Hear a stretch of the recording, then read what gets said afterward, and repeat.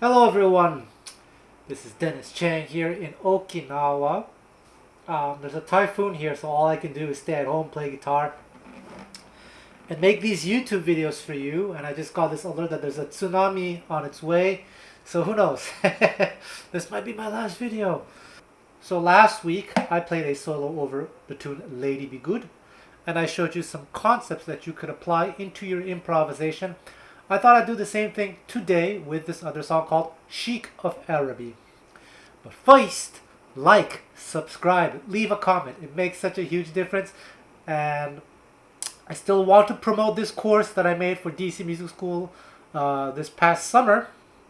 It's called The Nature of Dominant Chords. You can find it on DC Music School. A lot of the concepts I'm going to talk about here are explained in great detail in that course. It's a very, very, very good course. I'm really, really proud of it. So if you want to support me, maybe you can consider buying that course. I don't know yet. Alright, so let's get started. Let's talk about the harmony first. So Sheik of Araby was one of those tunes that was played very often in the 1930s, in the 1940s, early 1940s, and then somehow it stopped being played. Very few people play it today, except in the Gypsy jazz or trad jazz styles. So in those two styles, people still play that tune. And it's a very typical tune of the 1930s era in terms of harmony choice, even though the song was written in the early 1920s, I think 1921. But, 1920, a lot of the harmonies that you find from compositions before the 1940s, there's a kind of a common language that you find, and after 1940s it started to evolve further into what we now have in when you go to jazz school, the harmony that you study. But everything though comes from the era before, so it's good to study this song. So let's look at the tune. It's in two parts, or four parts, however you want to see it. I consider it two parts, 16 bars and 16 bars. So it's in the key of B flat. So it's going to be B flat major for 2 bars, and then F7 for 4 bars. We're going to come back to this in a second. And then it's going to be B flat again. Then you have this little descent that's very typical again of music from the 20s, 30s, jazz music. It's B flat over D, to D flat diminished, to F dominant for another 4 bars. And then you have the turnaround. Then pretty much the same thing again, B flat, 1 chord, the 5 chord, and then instead of resolving to B flat, it goes down to D7. It's a very typical move. So this is the 3 dominant chord in the key of B flat. So I talk about this in my Nature of Dominant Chords for DC Music School. D7, then G7, then C7, F7, turnaround. So it's a cycle of dominant chords. You have the 3 dominant, 6 dominant, 2 dominant, then dominant, resolution. That is how most people will play this tune. And one thing that you hear me talk a lot about is aesthetic, stylistic interpretation. This is something that I'd like to personally bring back to music education, because it's not talked a lot about in music education, in jazz music education. Mainly because a lot of people are taking things for granted. They don't really pay attention to these little details. At the end of the day, the argument can be made that it's maybe not so important. And yes, it's true. But I also feel that the more you know about history and certain stylistic tendencies, the more you can make artistic choices. And at the end of the day, that's something that I care a lot about. Artistic choice, musicianship, artistry. I'm an artist.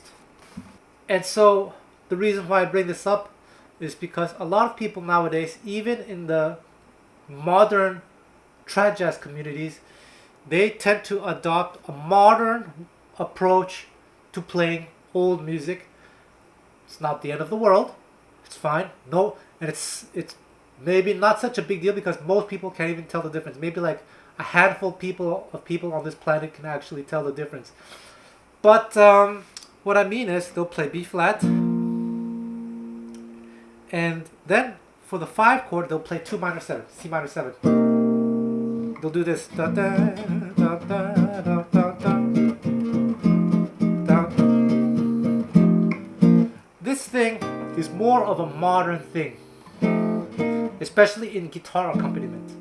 And in the old days, when you listen to it on the banjo, it's more. I'm not saying it's impossible to do that. I'm not saying that no one ever played minor 7 on the guitar in the 30s. There are some instances, but it's used in a different way. Usually as an approach thing. There's a recording of Charlie Christian where he's doing, not on this song, but on another song. He does C minor 7, F7. But usually it's just going to be dominant chord. So that's one of those stylistic interpretation things that I thought I would talk about. But as I said in my dominant course, these 2 chords are essentially the same thing. And so that's one thing I want you to get you to understand, is that when you see a 2-5-1, if you want to play in the old style, generally speaking, you reduce it only to 5. Or in the old style, what's very typical is to play the 2 C minor, but as a 6, C minor 6, not a 7. So that C minor 6 is pretty much F9. So that's also very, very typical. So as I said in last week's video, the difficulty of major songs is that, let's say you're relying on a chart and it says B flat F7, to take the chords at face value and to improvise over set chords.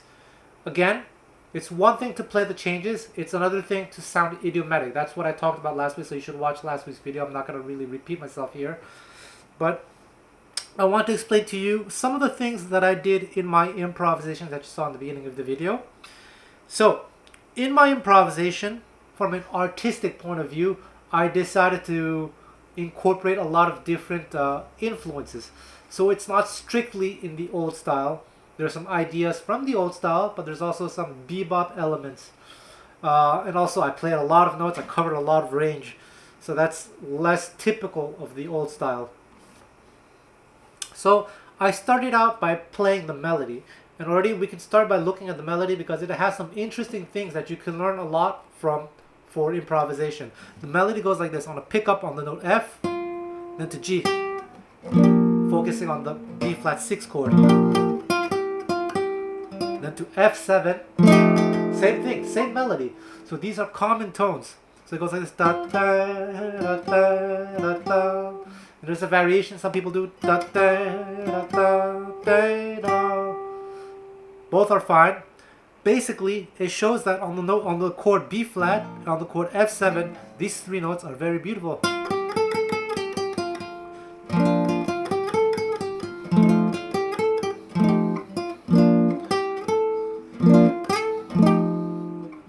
Right?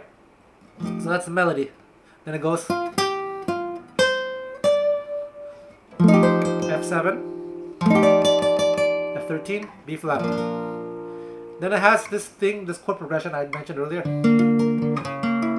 Very typical in the old style. The melody goes like this. So B flat with an F. So this, very beautiful.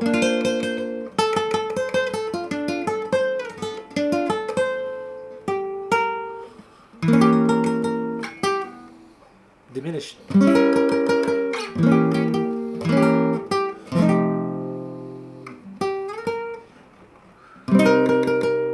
Minor 7 in the melody, even though the rhythm section might just stay on F7.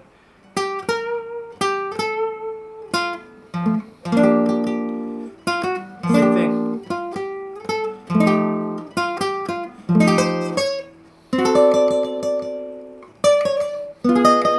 This I talk about this in my dominant course.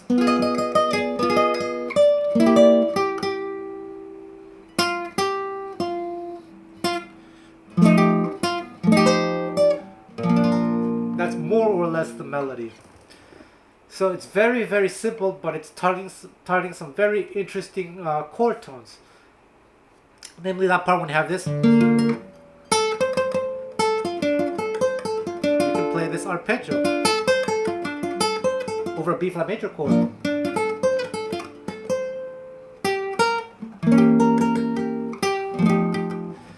Okay, so that's something you can study already. And I started by playing the melody just to show you that sometimes in your improvisation it's good to quote the melody. That's what I did last week as well. It's something that I think a lot of musicians, myself included to be honest, are tend to ignore. You can always go back to the melody and learn to play the melody and maybe sometimes embellish it or continue, like play the melody simple but then continue when they have a little break. And that's what I did. I continued the phrase. So that's a good way to study your arpeggios. You can do it like this.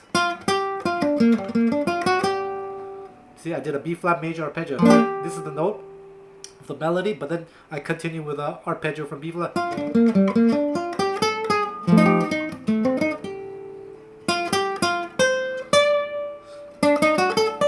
Here's a nice one. F7, but I turned it to this. I showed you this shape last week over a different context, but here F7 with a flat 9 and a 13. You can do that. I didn't do that in my improvisation, but you could. And then I did this enclosure thing.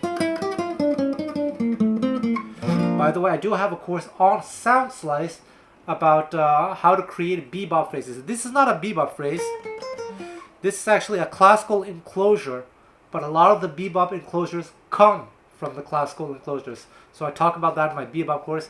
You can check it out. You can choose to support me if you want to. Thank you so much. Sorry. That's what I did. Then I continued with the melody. But then I did this arpeggio thing. And then I did the diminished arpeggio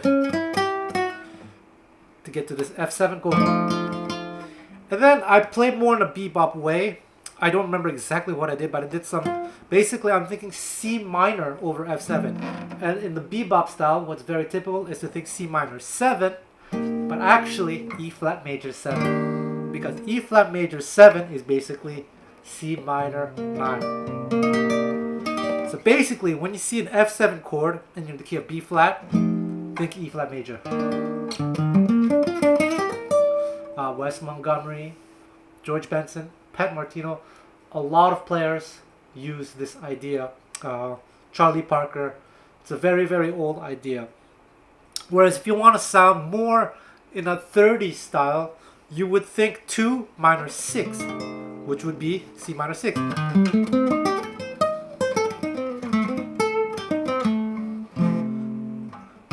Okay, so again, stylistic interpretation. So I did something based off of this sound, and I resolved it to a B flat. And then what I did, I remember, so this is something that's more typical of the 40s and onwards. I'm not saying it was never done in the 30s, but it's this idea of getting from B flat to F7. In the old style, what's very typical is to do B flat over D, then D flat diminished to F7. That's a typical way to move into it. And you find this, of course, naturally in the composition itself. A modern way to do it is like this. Sorry. This B diminished, which is G7. Like I said, I'm not saying that people didn't do this in the 30s, but it was less typical. This is typical of the 30s. This is typical of the 40s onwards. And that's what I did in my improvisation. I did some kind of B flat and G7 to C minor.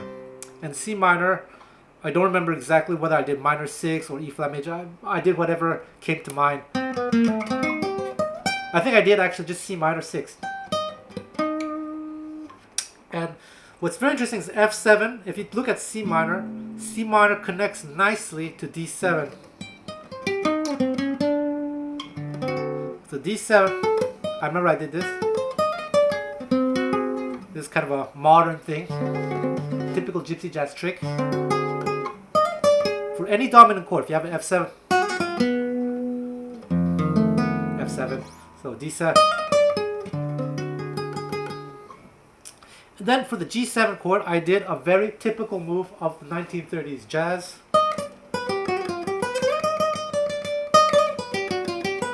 So this is the 6th dominant chord.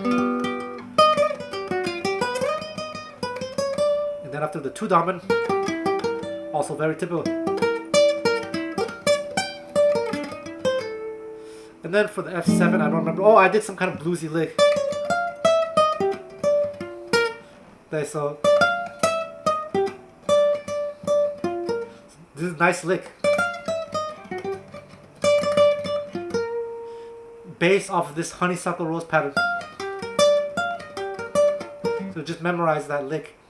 And that's what I did in my improvisation. So in this song, you have 3 instances of a 1 chord going to 5 chords. So the beginning, da da da da da da da. The same thing, the second half. And in the second half of the first half, you have this, which is the same thing. You have to recognize that it's the same chord progression. But in the composition, this embellishment, these passing chords are embedded itself in the composition. But nothing is stopping you as a soloist from applying it every single time, or vice versa, from doing B flat, B diminished, C minor. So right off from the beginning of the song, you can do some kind of B flat idea. G7, C minor. You can do that right away, or in the beginning you can also do the thing that I did last week. D minor, D flat minor, C minor. It's more of a modern thing, but all these options are available to you. So check out the video from last week, and you'll get what I mean. You'll see what I mean. So basically, what I suggest you do is that you learn the song, check out different versions out there, and if you're into gypsy jazz, a lot of my artists, gypsy jazz artists on DC Music School, have recorded over this tune. Check out what they did, their approach. Take what you like and study that way. So again, this is something, maybe this course, this video, YouTube video was not necessarily aimed towards complete beginners, more towards intermediate players. But if you're a beginner, I think it's good to be aware of such things. That when you're improvising over a song, if you have a chart, well, you shouldn't use a chart, you should memorize it. But if you do, it's fine. Training wheels are good. You have to understand that in major tunes, it's often the case where you don't take the chords at face value when you improvise. You often have to use quote-unquote substitutions. And that is precisely what I was doing here. I don't know if substitutions is the word, but you have an F7 chord, but instead of thinking F7, which of course you could sometimes do, and I certainly do, but generally speaking, you think the 2 chord. I talk about this in my Nature of Dominant Chords course on DC Music School. I highly, highly recommend it. And when you support me, I get to make more free videos for you on YouTube. Wow, what a deal. So I'm going to give you some bonus material here. I'm going to show you some ideas that you can play with in the form of licks. But I want you to play those licks. I want you to memorize them. But at one point, I want you to be able to go beyond them and make variations. So here's one over the B flat chord. A nice shape. So here's the lick.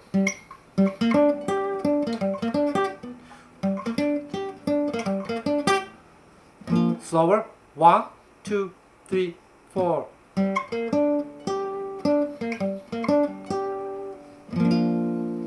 And then for this F7 chord, here's another phrase.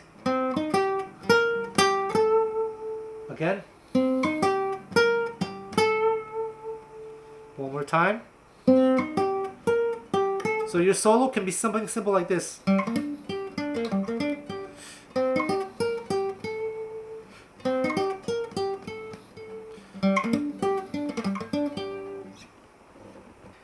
And then this thing here. Now, you can choose to outline this chord, or you can choose to ignore it. Just stay on B flat. It's a choice you can make. So then you can also go back to this lick. Here's another phrase over B flat. 1, 2, 3, 4, 1. One more time. 1, 2, 3, 4, 1.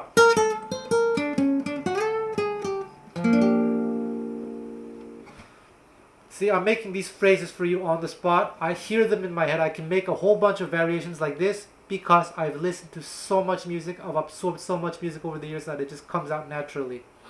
Here's another phrase over F7 chord. I guess it's a little bit bebop sounding maybe over F7. Sorry, made a mistake.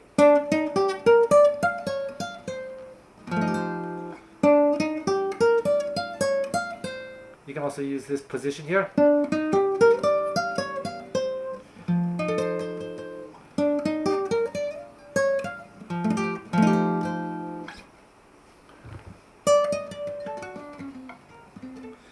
Here's one over D7. 1 and 2 and 3 and 4 and 1, 2.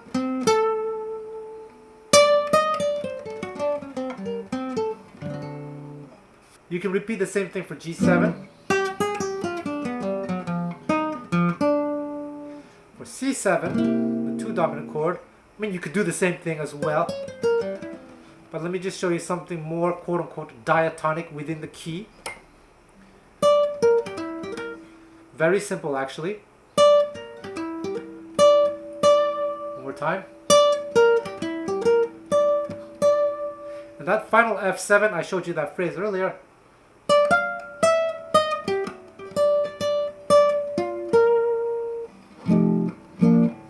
There we go. Train your ears. I hope this was useful to you. Give it a try, and I'll see you next week.